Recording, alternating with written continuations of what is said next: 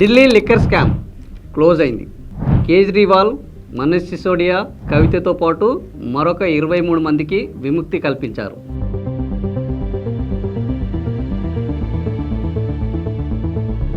మరి ఇంతటితో వీళ్ళందరూ నిర్దోషులను తేలినట్టేనా? ఇంత కోర్టు ఏం చెప్పింది? కోర్టు తీర్పు సారాంశం ఏంటి? ఢిల్లీ లిక్కర్ స్కామ్ 2021లో మొదలై 2026లో ముగిసింది.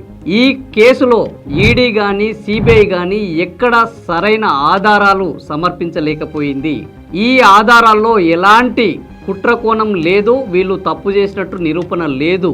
అంతేకాకుండా అప్రూవర్లుగా మారిన ముగ్గురు, దినేష్ అరోరా, మాగుంట రాఘవరెడ్డి, శరత్ చంద్రారెడ్డి, వీళ్ళ మాటల్లో ఎక్కడ పొంతన కూడా లేదు. కాబట్టి ఈ కేసులో మాటలను బట్టి, ఆధారాలు లేని దాన్ని బట్టి వీళ్ళని విముక్తం చేస్తున్నామని చెప్పారు. మరి ఇప్పుడు నిజంగా ఈ విముక్తి చేయడంతో ఇందులో అసలు దోషులెవరు, నిర్దోషులెవరు? ప్రభుత్వాల ఇందులో దోషులు, కోర్టులా నిజంగానే ఈ కేసులో ఇరుక్కున్న వాళ్ళ? మీ అభిప్రాయం ఏంటో కామెంట్ రూపంలో తెలియజేయండి. Thank you for watching.